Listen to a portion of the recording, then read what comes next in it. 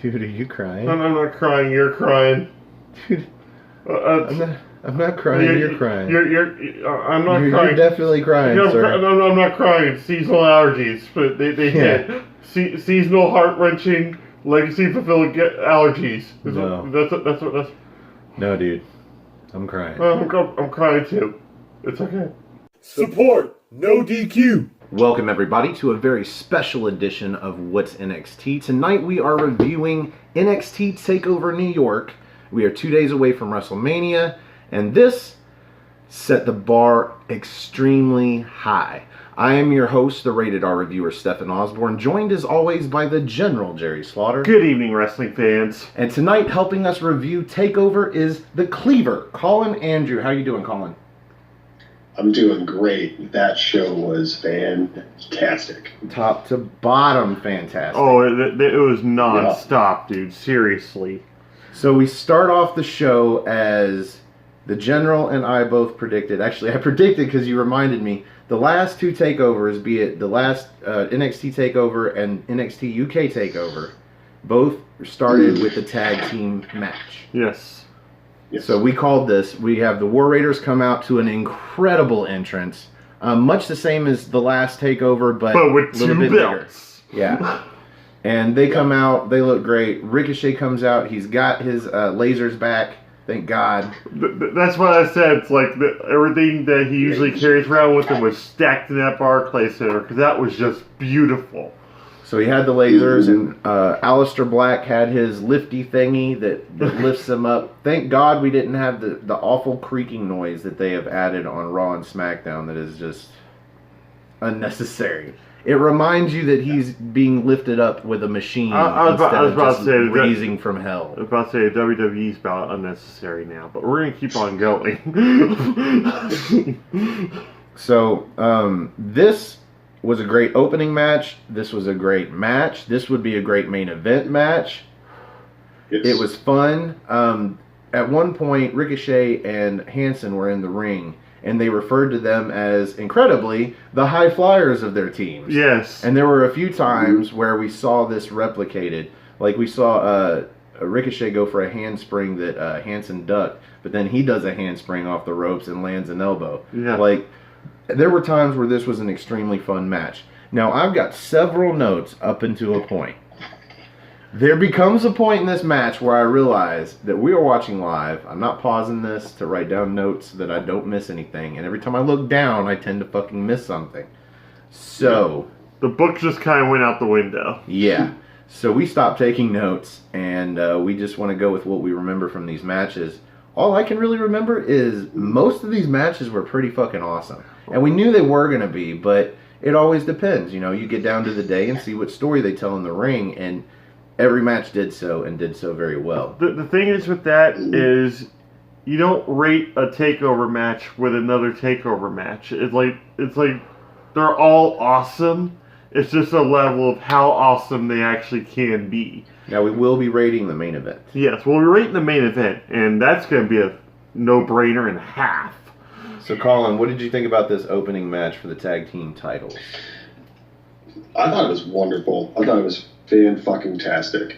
The first thing I want to point out is when Ricochet came out and the one and only hit in his music, the whole crowd. Like, I don't know if anyone had picked up on that. But the crowd was white hot tonight. They were perfect. Holy. 15,000 NXT fans. On fire. Yes. That was amazing. There's a couple spots. There's one spot I want to give the Ricochet, and it's when he caught Hansen. Yeah. And just boop, right over the back of his head. I can't remember what it's called right now. It's been a long day. But that was so impressive because that dude is so small and Hansen is so big. The guy can proportion out his weight well. It's like my 13-year-old kid picking me up and doing that to me. Like, it's not going to happen. Picking you up or catching you after you jump from something, you know? Seriously. Yeah. But no, it was absolutely incredible. Those two teams laid it all out on the line. There was so many hot spots. Near for falls. War Raiders being as big as they are, those dudes can move. Aleister Black's kicks were straight on point all night long.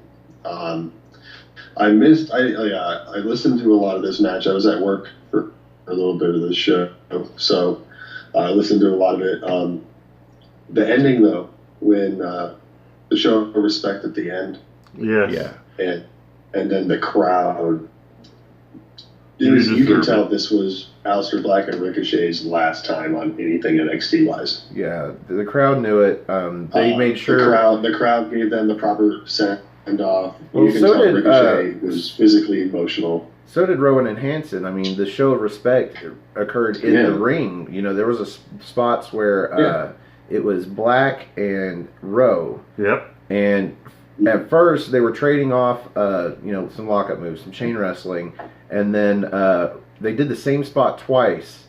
And then at the end of the second time, Rowe just pulls Black's legs out from under him and mounts him, and like he's about to land a hit, but just pauses. He's like, "See, this is where I could go with this. Mm-hmm. Let's fucking do this."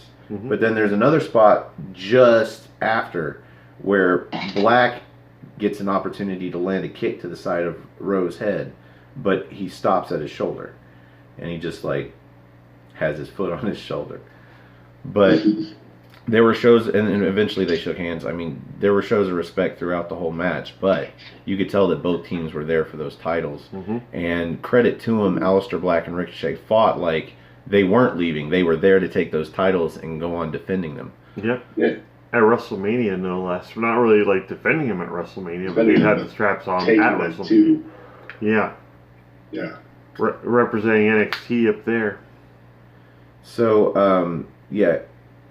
the War Raiders win the match with their finishing move they've got, where Rose got him up for a belly to back drop, and Hanson comes off the top rope with a leg drop. Folds him in half. And they stack pins him up perfectly. Yeah, 1, 2, 3. And I've got several notes here, but since I don't have any notes for any other matches other than the final fall, and in the case of the main event, 3 of those. But we'll get there. This was a pretty great opening match. Yeah. We pretty much knew, like, or we're about like 85, 86% sure that the War Raiders were going to be walking out of here with the belt. Everybody in our panel I was agreed. 100% sure. Yeah, everybody in the panel agreed. Everybody, like, on the no DQ side agreed. Everyone agreed. But at the same time, it wasn't about that. It was about how the War Raiders were going to keep it and how exciting the match was going to be, and it delivered. It could have been, they could have completely phoned it in, but this is TakeOver. That was not going to happen. This is Aleister Black and Ricochet's home away from home as NXT TakeOver events. And they brought it, and the War Raiders brought it too. It was beautifully crafted, start to finish. There were a couple times where I was like, oh God. It's like, this could be actually, they could actually win the belts even for like a brief second, maybe drop them to unexpectedly to the Undisputed Era on NXT television a couple weeks later. But that didn't happen here. They lost, but they lost hard. It took a lot to put them down. And kudos to them. Great emotional ending at the end. This was naturally an NXT main event, and that's what we got with this show. Is 5 NXT main events. And like I said, 15,000 NXT fans. So at the end of this match, when Ricochet and Aleister Black are left in the ring, and they are literally bowing to the crowd. Yes. And they end on hard camera side. And the crowd is just, everybody's on their feet. They're getting a standing ovation after losing the match. Ricochet's in tears. And then a "You deserve it" chant. But the War Raiders helped Ricochet up, and then they left the ring and gave them their moment with the crowd. Yeah. Their final moment with an NXT exclusive crowd. Yep. It was beautiful. Great match, great start. We all knew the War Raiders were going to win because Black and Ricochet are getting called up. They're going bye-bye. They're not taking the belts with them. Will they win the SmackDown title? This guy thinks so. Yeah, I think they're going to win the SmackDown Tag Team Championships. And after this showing tonight, Granted, I still think the Usos will retain, but they'll be damn close. I'm still sticking with my pick on the Usos. Yeah. So but it's too late to change it. It's written down. The likelihood shifted just that much tonight. After that match, absolutely. Yeah. So after this, they show Piper Niven and Toni Storm in the crowd, and of course they're there because they each had matches during the dark match pre-show dark matches for the NXT UK show that we'll be watching this. Well, we'll be watching it on Thursday. It will come out on Wednesday. Yeah. So they're there. Woohoo. And then we've got Matt Riddle versus Velveteen Dream for the North American Championship next, and show stealer. Easily a show absolutely. stealer. But I mean, really, you could say that for all of the matches except maybe the Fatal 4-Way. But we knew psychology-wise and physicality-wise this was going to be a mind trip, and sure enough, it was just beautiful, top to bottom, intros and all. Yeah, Velveteen Dream especially. He's dressed as the Statue of Liberty. He's got that bright light behind him, so he's got the silhouette thing going on, and that was pretty cool. He even mentioned the whole crown thing in his promo, and sure enough, I was like, how's that going to come into play? And sure enough, before his music hits, it's the end of the Star Spangled Banner, I believe. Yep. As he looks like, and he's on this chariot, this platform with a seat and posts that he's holding on to, carried by 4 dudes, and they carry him to the ring. Very Macho Man Randy Savage-like. So that was pretty cool. And the whole match was pretty cool. Again, no notes up until the finish. What do you think about the match, Jerry? We saw a lot of physicality out of Matt Riddle. And then we saw naturally a lot of mind tricks out of Velveteen Dream really early on. And Matt Riddle looking for the sign of respect to begin with the bro bump. And of course, he's going to give Velveteen Dream's going to give him the bitch please look. Yeah. It's like you're lucky you're even in the ring with me at all. You think I'm going to touch your fist, and it wasn't going to happen. But little by little, you saw Riddle's frustration growing. Well, towards the beginning, Matt Riddle got the best of Velveteen Dream a couple of times, and so Velveteen Dream used the mind games. He went for the fist bump. Yeah, let's do it. Yeah, we'll do that. And as soon as Bro went for the fist bump, Velveteen Dream went for the leg. Yeah. So. Yeah, but I'm saying, after that, it was just full throttle. We had reversals out of the Bro mission. We had a whole bunch of different strikes. The kicks to the back of the thighs at the beginning, I just thought were hilarious. Because after each one, he would just scream, ow. Yeah, he sold those kicks very well. And then, the rolling side suplexes that from Matt Riddle, and, you commenting on Velveteen Dream's screams as he was trying to get away. Yeah. But the match ended abruptly. I can say it kind of abruptly with him flipping the Bro mission into a pin, and Matt Riddle looked surprised. The crowd wasn't really that shocked, but at the same time, they liked this finish. They used it with Shayna Baszler. I believe it was Kairi Sane flipped the Baszler lock over, or the Karafuda clutch over, and pinned her like that. Yep, but at the end of it, you see that Matt Riddle was just infuriated with himself, but he calmed down more and more and more and more to the point where he's completely mellow by the time he got back up. But naturally, he goes for a fist bump again, and Velveteen Dream, he walks away for a second, but then he's like, fuck you, and turned around, I'm just giving a fist bump, and that was the end of it. And it was just beautifully crafted match from top to bottom. I didn't take any notes either, but it's also because I was watching so intently with this match because I knew it was going to be the show stealer. I kept on saying that. I hated Matt Riddle. I've got even more respect for him after tonight. I actually see him as a viable main eventer in NXT within this next year. But just tonight was not his night. Nope. I lost a point on predictions to this, but I am actually kind of glad that Velveteen Dream didn't have a short run. Couldn't even be mad about it. What do you think about the match, Colin? I earned a point on this match. I I thought it was fantastic. But before anything, I was not a Matt Riddle fan at all. Yeah. Tonight, I became a Matt Riddle fan.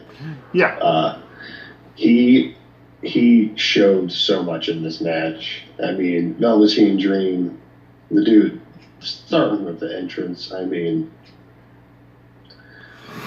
amazing. You're in New York. His character is just so up and beyond and flamboyant, and it's just Patrick Clark. Like, the dude's amazing. Yep. But no, the match was great. I thought there was so many good spots too. When Dream was coming off the top and gets caught in the triangle. Yep.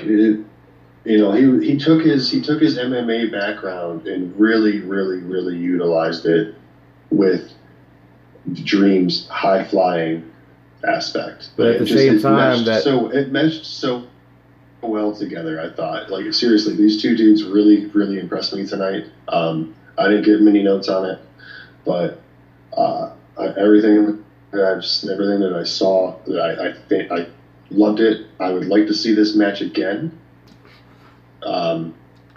Every one of these matches can demand repeat viewings. He's still a viable contender, and since he got the fist bump from Dream at the end of the match, that he earned Dream's respect. So why not go again? On a later date, even just do it on a regular episode of NXT. Maybe in a ladder match. Change it up a little bit. But no, I thought it was a fantastic bout, hands down. Yeah, like you said, Matt Riddle has worked in his abilities from the MMA world into moves for the wrestling ring. But then again, there was a spot on the outside where he delivered a picture-perfect German suplex that just looked brutal. Yeah. And I'm like, yeah, he's learning fast. Oh, we would be hard pressed not to mention the slingshot German into the ring that about dropped Velveteen Dream on his head. That was crazy. That Matt was Riddle nuts. is on the inside. He's standing on the second rope, and Velveteen Dream's on the outside on the apron, and Matt Riddle pulls him into the ring with a German suplex that pretty much drops Velveteen Dream on his head. Yeah. Because he flips all the way over, and I guess he lands on his knees, his palms, and his head. And yes. Wow. It was vicious looking. Definitely. Keep building Riddle up, turn him heel, make a monster. Boom, you got him. Maybe. He's still a little small to be a monster. Maybe. No, dude. I think I saw like, I saw a split transformation in Matt Riddle in this match. He started off like super duper calm and went fucking high. maybe like a Chris Benoit monster, but that didn't end well. Yeah. Not monster among men status, but just a monster among normal-sized men. Yeah. A monster among bros, dude. Moving on. Up next, we've got the WWE UK Championship being defended by Pete Dunne against Walter. And this, again, show stealer. This was an awesome match. Let it be known this is the order I called the matches in. Top to frickin' bottom. Yeah, you got a point for that, but you still didn't win. I still didn't win. And you only got a point on the NXT team. You didn't get it on No DQ, I don't think. I don't think they did match. No, they didn't. That's something we added that I'm glad we did. Yeah, it actually helped us declare a winner, which was, ding, ding, ding, Noah Foster. The simple man. NoDQ.com/Noah, Noah. That's congratulations, we didn't save you for the cold open. We haven't done a cold open yet. We'll do that at the end of the show for the beginning of the show, and then we'll probably use Noah, because it's fun. Okay. So, Walter versus Pete Dunne. Holy crap. So, Walter goes up to the top rope like 2 or 3 times during this match. And you're like, Walter, why? You've got this match won. Why are you going up top? Why? You are too big for this, sir. Anybody who goes to the top rope against Pete Dunne is about 50-50 idiot, because he's going to catch you with that arm bar and try to break your fingers if you do. You know what? Pete Dunne followed him up there every time until the end. But when it was the end, it was the goddamn end. Because Walter comes out with this yes, it was. top rope splash number 1. He's got Powerbomb number 1 and Top Rope Splash number 1. He did nothing fancy here. He unveiled Powerbomb number 2. Yeah, he did unveil Powerbomb number 2. It is a combination. It ends with a pinfall attempt that he slides over, stacks him, seesaws onto him. It looked like a sex position. So give it a name and add it to your game. I'll do that. His future card game of, well, we won't unveil it. Somebody will steal it. Yeah. So we're watching Wrestle Talk. Yeah. Okay. So this match, though, in between the Top Rope Splash number 1, which gets him the pinfall victory, and he becomes the new WWE UK champion. Yeah. The rest of the match, though, was still fucking awesome. Oh yeah. So many near falls, so many spots where Pete Dunne was just trying to work over Walter's fingers. Anytime you thought Walter had him locked into something, you saw Pete Dunne's fingers wrap around his fingers and just gripping them, and just ready to rip him off his hand. It was just wonderful to watch. There were several different times where Walter went for a sleeper hold, and I'm like, every time he goes for this sleeper hold, somebody or the person that it's being put on grabs that arm that he inevitably has right here because he's such a big dude. And they grab the arm and they pull it down and they break it. I'm like, what do you think Pete Dunne's going to do? Sure enough, he pulls it down, grabs the fingers. You know, everywhere in this match that Pete Dunne had an opportunity to work over Walter's fingers, he did. Unfortunately, the finish of this match had nothing to do with Walter's fingers. And last time I checked our NXT team chat, Cindy had said there was 24 chops to Pete Dunne's 26. chest. 26? Okay, so I missed 2 somewhere, 26. but yes, 26 chops to Pete Dunne. What do you think about this match, Colin? Jesus Christ. Crucifix pin. Right. That happens in there too.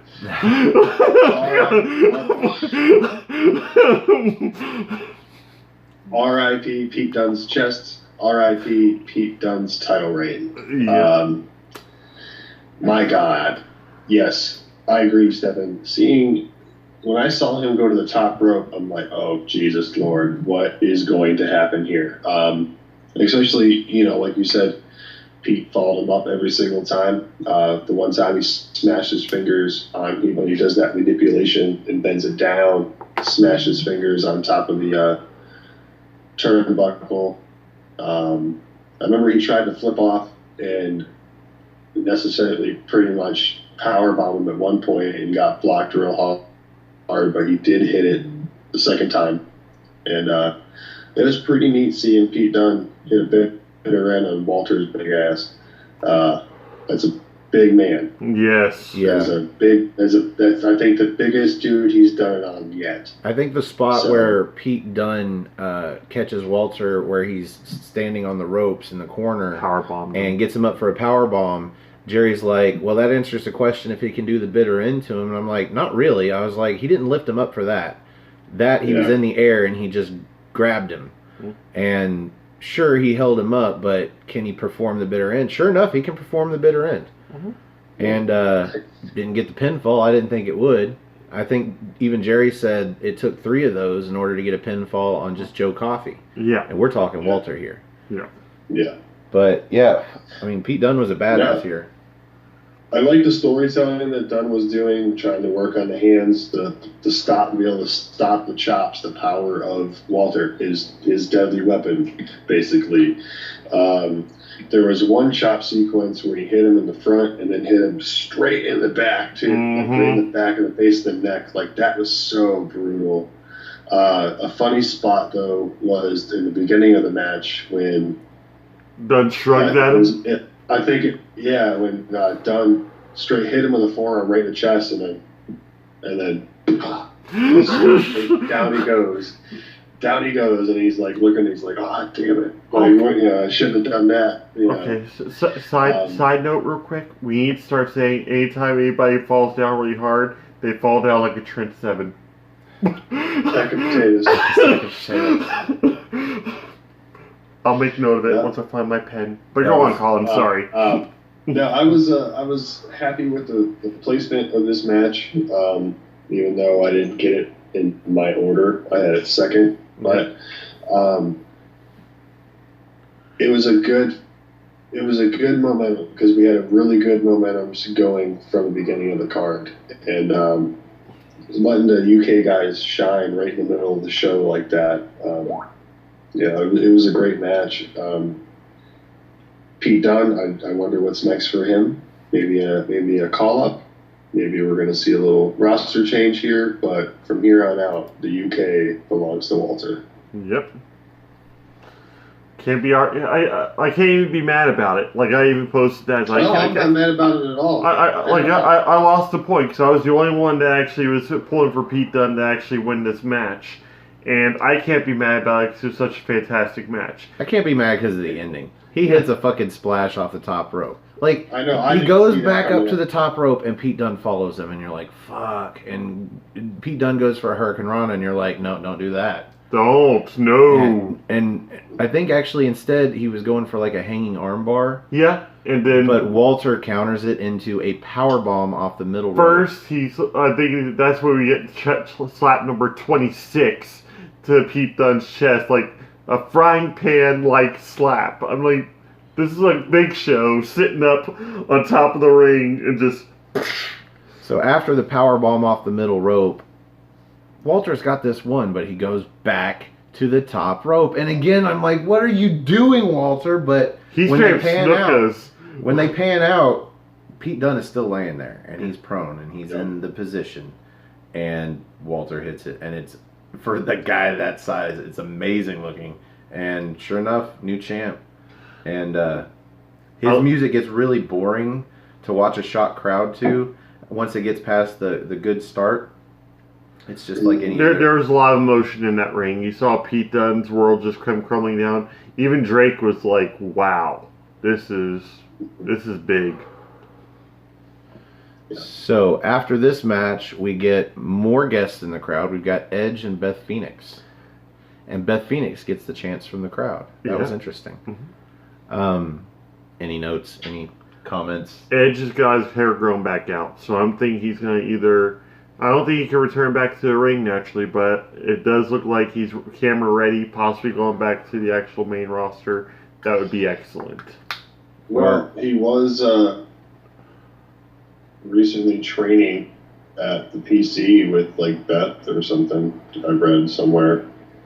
I would not be against him becoming like a GM for a show, or possibly pulling off like some sort of one-match deal. Hey, let's have him come back and manage Hawkins and Ryder after they win tag titles tomorrow. There you go. Oh man, he's gonna be appear to and get like hand them the belts. How awesome would that be? But to grow your hair out long just for that, either that or he just wanted his hair long. That's him. Yeah, maybe he missed it. Beth digs it, so. It's like I fell in love with the dude not with a crew cut. So up next we have the match that kind of brings the crowd back down to a simmer, in words that maybe Colin would understand. We kind of have to. That's a low roll. It's barely going. Yeah. It wasn't a bad match.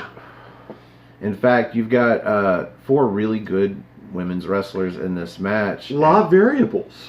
And you've got a lot of the time spent with Io Shirai and Kairi Sane playing tag team. They were playing the Sky Princesses, or the Sky Pirates, or whatever the fuck they are.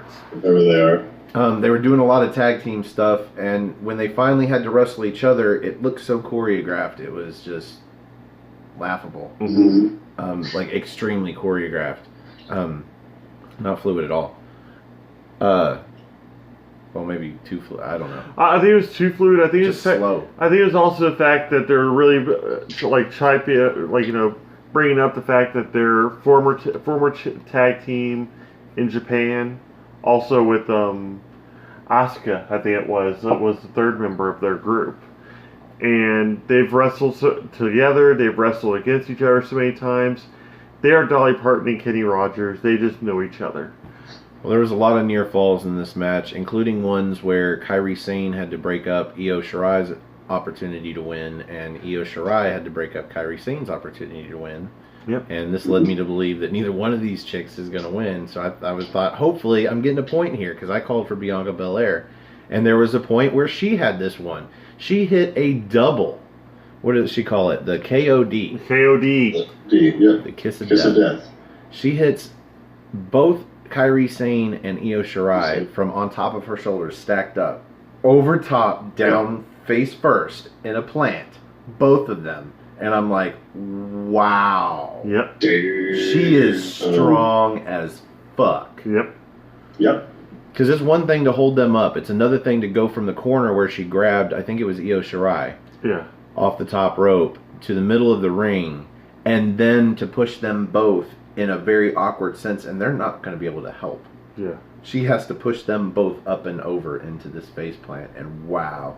And I thought I got 2 points here, because she was about to pin Kairi Sane with that, until Shayna Baszler came in and just snatched her up with the Kirifuda clutch. Yep. And eventually she just had to tap. Yep. Because she kept on rolling around, she finally just Sad. rolled into it, and that was it. But her taking the fall is what put Noah over. Yep. Here's the thing with this. This kind of factors more into my WrestleMania theory. Because now Ronda Rousey can win both titles. Yes. And Shayna Baszler comes out there with her NXT belt. Comes out there with Duke and Shafir. MMA 4 horsewomen standing out in the middle of the ring at the end of WrestleMania. It could happen. It's becoming more of a reality, people. You're just going to have to deal with it. Or just Shayna like I am. Baszler's just staying in NXT for a while longer. But it doesn't matter. It's going to be celebrating the fact that they're champions on their respective brands. Sure. That they won. Still holding out for Becky Lynch to win. Because that's what everybody wants, except this guy for some reason. The guy that hates Ronda Rousey wants Ronda Rousey I to win. don't want Rousey to win. I want her to win long enough that she relinquishes the belt and restarts the evolution. It'll be actually really cool. Okay. So, any notes on this match, Colin? I was really shocked, honestly, that Baszler retained. I had Belair taking the pinfall or submit, whatever. Yeah. She was the one that was going to take it. So I was this close to beating Noah. This close. I was like next in line. Match. I like the spot when Shayna went to grab Bianca's hair through the ring post. Yes. And we saw a repeat of the last time they had their match for the NXT Women's Championship, and Belair got the upper hand this time and just pulled that bitch straight back to her. And, Yeah, I would have thought that Baszler would have let go of the hair as it avoided getting pulled into the room. But you know what? I know. That double KOD, that was tremendous. Like, the strength behind that was great.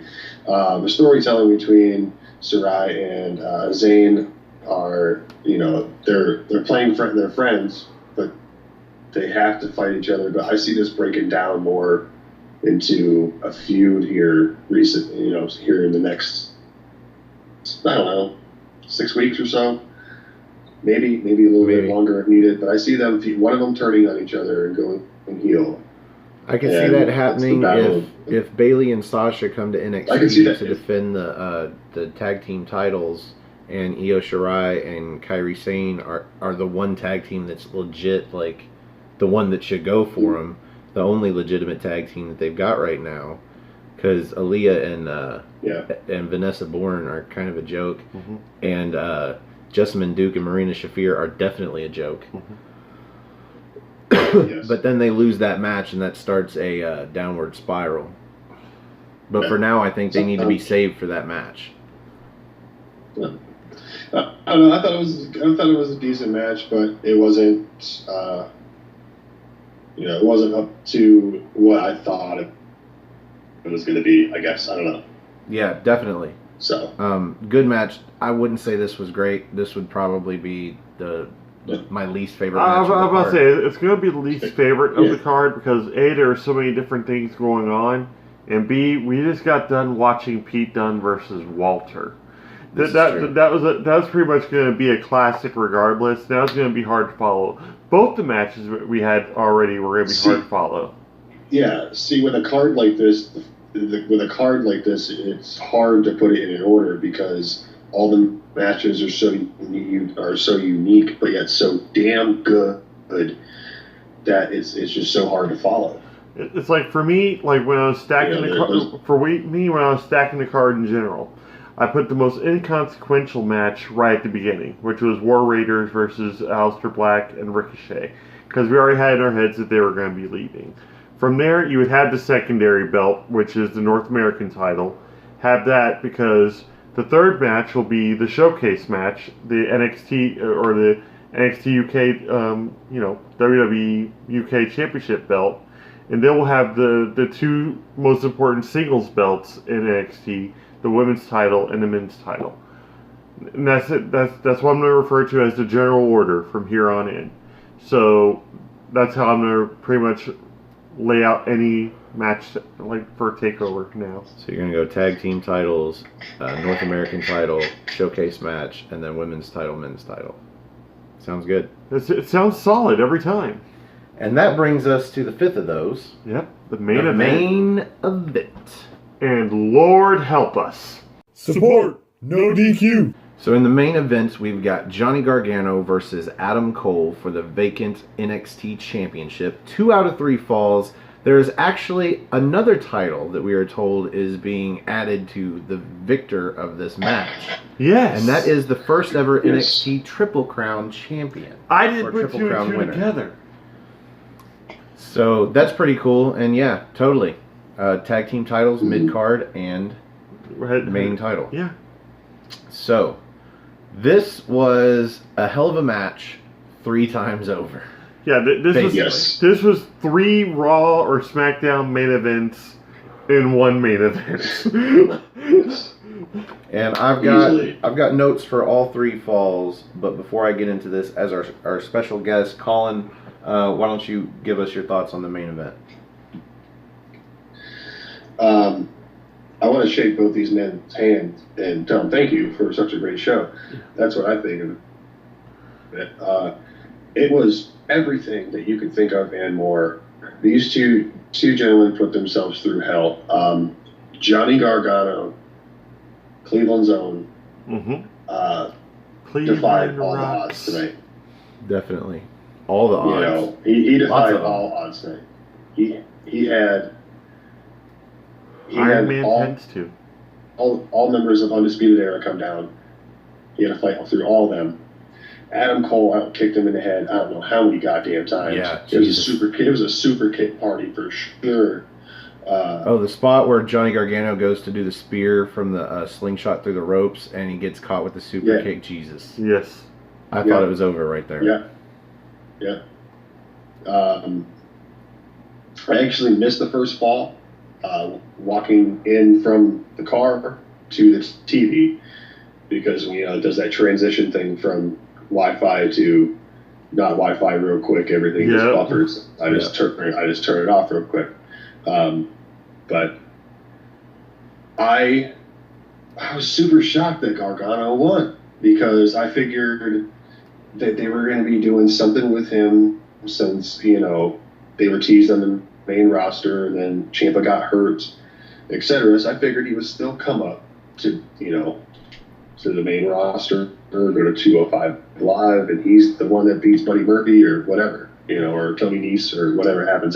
But this match was incredible. It was the match of the night, hands down, 3 times over, I should say. Yeah. It was everything I wanted and more, except for the ending. But the ending, the closing segment. Oh yeah, is what the whole world's going to talk about now. I'm not crying. You're crying. We weren't crying. Yeah, I know, right? Like as I'm sitting there watching Candice LeRae and Johnny Gargano stand there with their hands up on the at the top of the stage, and all you see is someone walk back or walk out the curtain, and it's Tommaso Ciampa. And he's walking real slow, has a blank look on his face. He gets close and just hugs Gargano, and they just hold each other and say something. Not just Gargano, but Candice too. Candice LeRae is all smiled and hugging too. Yeah, it was smiling huge while hugging Tommaso Ciampa. It was the 3 best friends that anyone could have moment. Yes. It was wonderful ending. He deserves it. Anxious to see what's next for Adam Cole, but my God, these two guys. Absolutely, yeah. There were several points where we were clapping during the match. Like it was crazy. We had no choice but to. I'm driving home and I have it mounted next to my steering wheel in my little clip. Oh no! And we do not promote that. We do not promote watching sports entertainment while driving. I'm not watching it. I just have it hooked through my set. Oh, we'll go with that. Yeah, we'll go with that. No, I swear. Okay. But I mean, I'm gonna glance. But man, I'm yelling. Do you swear on Randy Savage? I'm tapping the steering wheel. I'm like, no, come on! Like it was great. It was wonderful. So Adam Cole wins the first fall with a last shot. Traditional wrestling style. Yeah. But that was the first fall, and Gargano wins the second fall with a Gargano escape that Cole almost immediately taps to. He knows he's got another fall to work with. He doesn't want to get injured here. Yeah. So make him break the hold as soon as possible, kind of thing. And then the third fall... he ends up fucking tapping to another Gargano escape. It takes a lot longer this time, but he had the entirety of the Undisputed Era come out. Roderick Strong comes out and distracts the ref while he gets the upper hand. Freaking Kyle O'Reilly and Adam Fish come in. Bobby Fish. Yeah. Oh, come in and do their version of the high-low, which is like a sweep and a European uppercut. And this still doesn't get Adam Cole the win. No. Like, because I think he pushed the referee, or pushed Gargano into the referee. Which knocked the referee out of the ring. And I guess this was why Jake wasn't the referee for this match. Or Drake. Not Jake. And then they hit the high-low, and then Roddy threw the referee back in. Couldn't get a 3 count. Yeah. Nope.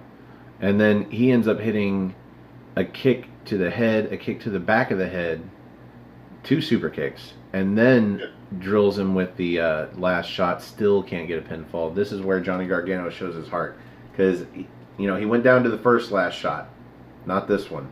He kicks out. He ends up taking out all of the Undisputed Era on the outside with just some sweet wrestling moves. At one point, he does. I guess he's doing like a bulldog, but he comes off with a kick to another guy while he's doing it. Or Roderick Strong. He's doing it to Bobby Fish, I believe it was. And he kicked. Yeah, he was doing it to Bobby Fish. Yeah, it looked like he was going for a running, swinging bulldog and just clocked Roddy. Yeah, it was sweet, and he gets it was amazing. He gets the tap out victory.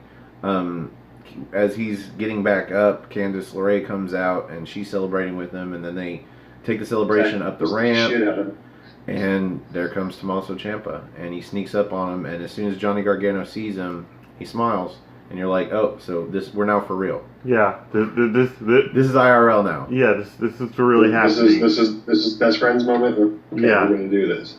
That Panama Sunrise though. Yeah, that was awesome. He didn't deliver as well as he did in the five-way match on NXT, but he ate it, and it was vicious. Well, it took him a couple of tries. He went for it like twice and missed, and then this time he hit it, didn't get the pinfall. He went for it again, and I'm like, oh, don't go for it again. He didn't hit the fourth time either. Nope. But he didn't hit it square. But I guess that's good because it protects Johnny Gargano from breaking his fucking neck. Mm-hmm. Yeah. So that brings us to the end of the main event, and on What's NXT, we rate the main event using the General's 5-star rating system. And as our special guest, Colin, you get to go first. Out of 5 stars, where do you rate this main event? All right, so I am going to give this a 4.5, but I'm going to use your rule, and for a good card, another 1/4 star. So I'm going 4 3/4 stars. Nice. Jerry? All right. So 15 years ago, March 4th, 2000, let's see, 15 years? 2003? 2000. 2004. 2004. Chris Benoit, Triple H, Shawn Michaels, main event at WrestleMania. Chris Benoit gets Triple H to tap out to the crippler crossface in the middle of the ring, wins the world title. Eddie Guerrero comes out at the end, both of them hug, confetti flying everywhere. That was this moment 15 years ago. And to put some more background on this, the end of this match where Johnny Gargano had the Gargano escape locked onto Cole, Cole almost makes it to the ropes, and Johnny Gargano does a rollback, much like Benoit did when he had the crippler crossface. This has Triple H written all over it. This match. He did a rollback back to the ring where there's no ropes near, and that's where Adam Cole had to tap. So that's what calls up There this was moment. blood. And there was blood. And there was blood. Yep. There was blood. But that combined with the fact that they pretty much pulled this match out of their ass, and you can tell it almost feels like they've been working on this match and working on this feud for almost a solid year. We are already emotionally invested in this match because all the stuff that's going on with Ciampa and what we thought we should have been getting, which was Gargano versus Ciampa. So There was even spots where we saw the fairy tale ending. fairy tale ending onto the announce table that did not break. Gotta love those. That is some stable table, all right? Because Stable. even then, that harkened back to Triple H versus Kurt Angle. They both got concussed because the table collapsed. Triple H was like, "Not my main event." So for all that to occur, for the sweet ending, like the sweet interference with the whole Undisputed Era getting taken out by Gargano, he had that whole sympathetic babyface thing going the entire match. Like, the crowd was solidly behind Adam Cole when he came out to that ring. He was a hometown favorite because Barclays Center, that's his jam. That's his place. That's his Madison Square Garden. That's where he makes shit happen. But he didn't make shit happen tonight. Gargano did. And then we get that touching ending and everything. Fucking 5 stars. I give it, because I would give it 4 3/4, but I give it the same way that Colin and you do. 1/4 up for a stellar card. This was the perfect main event. This will probably go down as at least, I think it's a top contender for match of the year right now.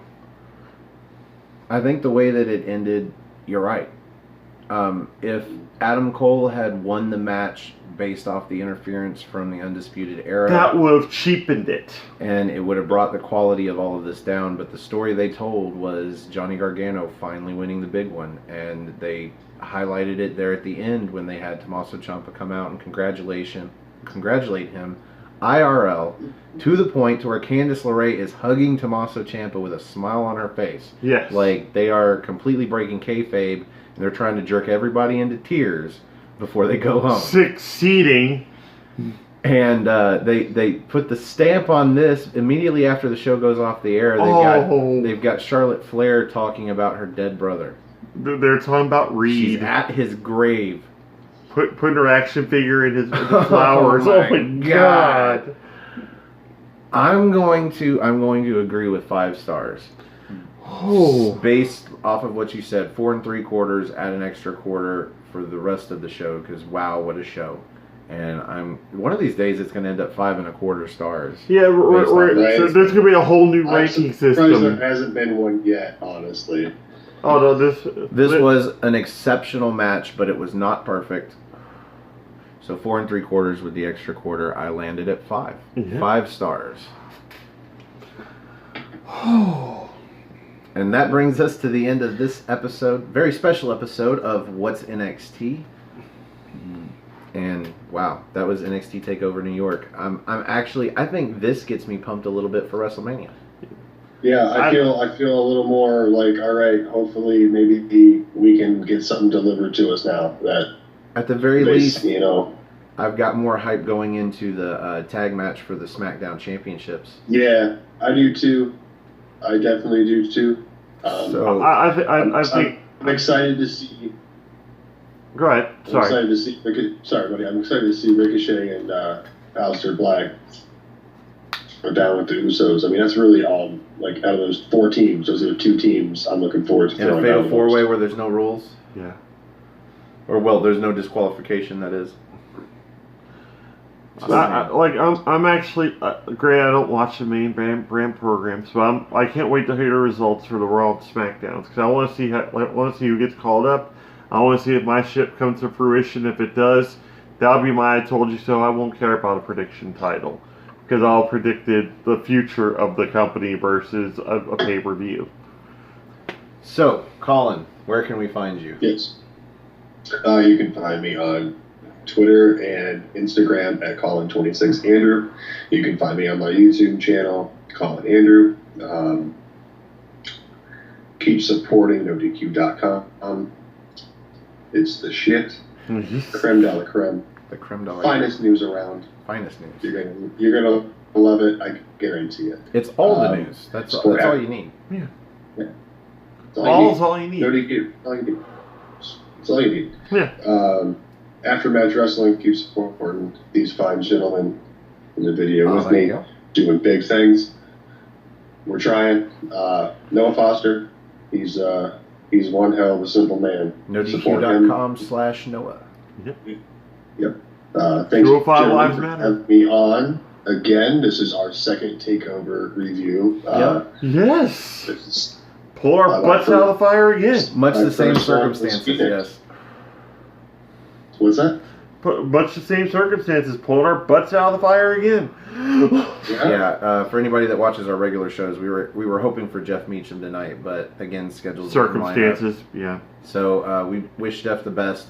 He's not sick or anything, just scheduling conflicts. But before he finishes up his plugs, Jeff, I am sorry. Oh yes. Oh We my must mention. God. Okay, I have to mention this real quick. That last night was the World Trivia Challenge between him and Greg Cherry, and the first point that he actually passed, I think it was. No, he got it wrong. No, he got wrong because he said Armstrong. And Cherry got the point, and he could have passed, but we don't know if he would have gotten the pass. He still wouldn't have won the match because he still would have lost by 1 point. Yeah. But still, that's where his momentum turned, was on Jerry's question. My question was, who's Jericho's opponent when he first unleashed his list of 1,004 holds on Monday Nitro, and it was against Mario Jannetty, and now I feel horrible. Because Greg knew it, but Jeff did not. No. It is a very obscure question. Leave it to this guy for obscure questions. I'm a Chris Jericho. I'm a Chris Jericho mark. So Little did he know he'd be one of like a dozen Chris Jericho questions on that. yeah, episode. seriously, 99 So questions. many Jerichos, my God. that just shows how influential he is in the company. 99 questions, and the Generals is the one that rocked Jeff Meacham. So we apologize, Jeff, or at least he does. It wasn't my fault. I didn't submit any questions. I never have any good questions. I've submitted I got before, mine. I got one of mine. yeah, we so noticed I was that. Congrats on that. I was happy with that. Yeah, So, the American males question. Yep. Had to take it a little old school. Yeah. All right, so Well, we thank you for being on the show, and as always, if you guys want to join us on the big screen and help us review a future episode of NXT UK, or possibly just do an episode of the Rated R Report, or in a pinch, do some predictions or a review with us even. or if you have a good potato It's salad fine. recipe, we're attention Yeah. for if we want you on here. Just find me on Twitter. Go to nodq.com/Stefan. That's STEFAN. Or if you just want to find me on Twitter, it's at Stefan R. Osborne, OSBORNE. As always, the R stands for restricted. You can also find this gentleman on Twitter. At NoDQ General, and also on my Facebook group Armbar, all capital ARMBAR, exclamation point. Nice. It's right There it there, is. smack dab in the middle tonight. There's always a lag, so instead of saying exclamation point, he goes above and beyond, man. Yes, it's awesome. It's a beautiful exclamation point. It's always on point. On point. If you like this video, you should click the like button that's underneath me. If you like all of our videos, you should probably click the subscribe button underneath Jerry, somewhere down there. In between there is a share button. Share this with your friends if they watch NXT. Go ahead, we'll wait. Click the like. Click the subscribe. There you go. Click the share. We are so proud to have you. Now See? it's going to bring up a little bar on your phone that's going to give you all the outlets that you can share this video on. So just click Facebook and share it. You don't have to type anything, although if you want to, some praise would be nice. Entice people to watch the show. We just want to talk to you about wrestling, and so share it with your friends so we can talk to them too. Also, join us on Aftermatch Wrestling. That is our channel. All of these videos go up about a day early on that channel, and we've got some exclusive content, some rated R reports, where we talk to our guests after shows and any topics on the books. Nothing's off limits, and even movies, earnest movies, and Pauly Shore movies. So and Orange Coke. All day. join us on Aftermatch for that. Our goal right now is 100 subscribers, and once we get to 100, we will start doing What's NXT Live, including these review shows because they are a subsidiary of What's NXT.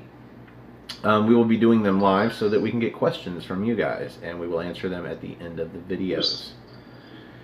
In the meantime, 67 subscribers. yeah, we are at 67 and counting. We got one? We got one today. All right. So That was me. again, we are still cool. 2/3 of the way there, and we are getting there. So pretty soon we will start doing these live. Depends on you guys. Share the video. Maybe we'll get a few extra subscribers. Seriously though, if you're watching this, chances are you've watched the New York TakeOver. If you didn't, shame on you. Get the WWE Network. Go to a friend that has one. Hijack their password. Do whatever the fuck you have to do. Do not miss this event. Yeah, NXT TakeOver New York. Yes. Wow. Great, Just- great show. Wow. Yes. Yeah, exclamation. Exclamation Wow. point. Explanation point. Yes. Explanation point. So, yes. For the Cleaver, Colin Andrew. For the General, Jerry Slaughter. I'm the Wizard of No DQ, Stefan Osborne. Thanks for joining us, and we will see you in NXT time.